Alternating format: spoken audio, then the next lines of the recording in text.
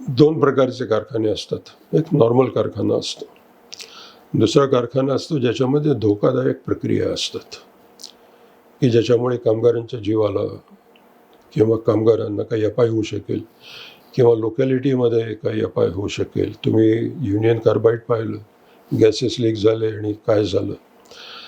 अशा ठिकाणी गव्हर्नमेंटची रिस्ट्रिक्शन्स जास्त असतील, तिथल्या कामगारांची रेग्युलर मेडिकल तपासणी करायला लागेल. नंतर या कंपनीचा प्रोसेस काय आहे आणि जर अचानक जर काही संकट आलं तर आजूबाजूच्या लोकांनी काय खबरदारी घ्यायला पाहिजे वगैरे सगळ्या तरतुदी याच्यामध्ये आहेत. बरं, धोकादायक प्रक्रिया नसलेल्या कारखान्यातसुद्धा काय आहे की कामगारांनी किती वजन उचलायचं याला एक ठराविक वजनाची मर्यादा ठरवून दिलेली आहे. काही ठराविक प्रक्रियेमध्ये जे कामगार आहेत त्यांची वैद्यकीय तपासणी करायला लागेल. 500पेक्षा जास्त कामगार असले तर तुम्हाला कंपनीमध्ये एक डॉक्टर ठेवायला लागेल, तुम्हाला फर्स्ट एड बॉक्स ठेवायलाच लागेल. पूर्वी 100पेक्षा जास्त कामगार असले तर कॅन्टीन होतं, आता 250पेक्षा जास्त कामगार असले तर कॅन्टीन ठेवायला लागेल. अशा मायनर दुरुस्त्या केलेल्या आहेत. पण मेजर ज्या गोष्टी आहेत की कामगारांची वैद्यकीय तपासणी, कामगार वैदा, कामगार विमा, भरपाई ॲक्सिडेंट झाला तर, आणि प्रॉव्हिडंट फंड वगैरे, या सगळीकडे गव्हर्नमेंटनी चालू ठेवल्यात. त्यात काही फार मोठी उलथापालथ केलेली नाही आहे. उलथापालथ झाली ती सगळी तर सुरुवातीला सांगितलं त्या इंडस्ट्रियल रिलेशन्स कोडमध्ये.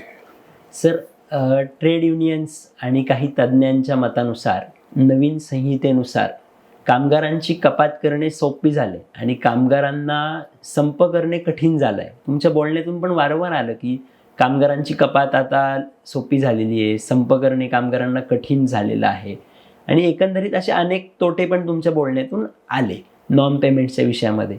तर याचा कामगारांना कसा तोटा होईल आणि यापासून बचावण्यासाठी कामगारांनी काय करावं असं तुम्हाला वाटतं? आता पहिली गोष्ट अशी आहे की जर 300पेक्षा तुमची संख्या कमी असेल तर उद्या जर तुम्हाला मॅनेजमेंटने सांगितलं रिट्रेंच केलं, रिट्रेंच झालं. एक प्रोसिजर असतं. जो सगळ्यात शेवटी आला त्यांनी आधी जायचं. म्हणजे जो तरुण कामगार आहे तो घरी जाईल, माझ्यासारखा म्हातारा कंपनीत राहील ज्याच्याकडे विशेष स्किल्स नाहीत.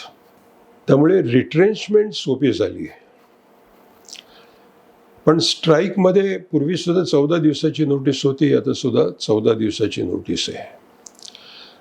आता मी जे तुम्हाला सांगितलं की पगाराची व्याख्या बदलल्यामुळे कामगारांचं जे नुकसान होतं आहे,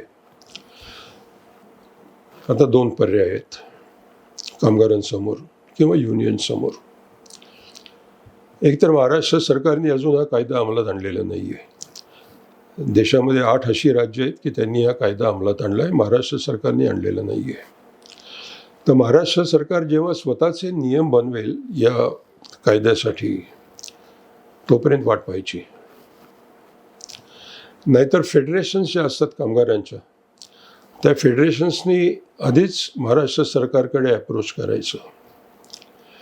किंवा जर तुमच्याकडे फक्त युनियन आहे, तुमचे फेडरेशन नाही, तुम्ही एक सिंगल युनिट घ्या कुठल्याही, धरून चाला त्या युनिटमध्ये 400 कामगार आहेत.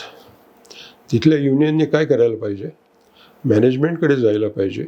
त्यांचे आणि मॅनेजमेंटचे जर संबंध चांगले असतील तर या गोष्टी होऊ शकतील.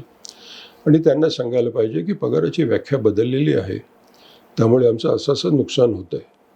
तर तुम्ही आता असं करा, आम्हाला या अलाउन्सेसच्या नावाखाली जे पैसे देत होता ते तुम्ही आता बेसिक आणि डिअरनेस अलाउन्समध्ये ट्रान्सफर करा. ते कसे करायचे ते दोघं चर्चा करून ठरवू शकतील. त्याच्यातून कामगारांचं नुकसान हे भरून जाऊ शकतं. बरं, महाराष्ट्र सरकारने आता असं करायला पाहिजे की अकुशल कामगारांसाठी ही फिक्स टर्म एम्प्लॉयमेंट कॅन्सल करायला पाहिजे. जे स्किल्ड लोक आहेत, म्हणजे इंजिनियर्स असतील, फार्मासिस्ट असतील, हॉस्पिटॅलिटीमध्ये, नर्सिंगमध्ये, मॅनेजमेंटमध्ये ग्रॅज्युएशन, पोस्ट ग्रॅज्युएशन केलेले लोक असतील, किंवा ITI ट्रेड केलेले लोक असतील, टर्नर असतील, फिटर्स असतील, मेकॅनिक्स असतील, यांना नोकऱ्या अवेलेबल असतात. त्यांच्यासाठी जर तुम्ही फिक्स टर्म एम्प्लॉयमेंट ठेवली तर ते एक वेळ समजू शकतं. पण अकुशल कामगारांसाठी फिक्स टर्म एम्प्लॉयमेंट ठेवता येणार नाही यासाठी कामगार संघटनांनी सरकारकडे ती मागणी करून त्याचा जोर लावला पाहिजे.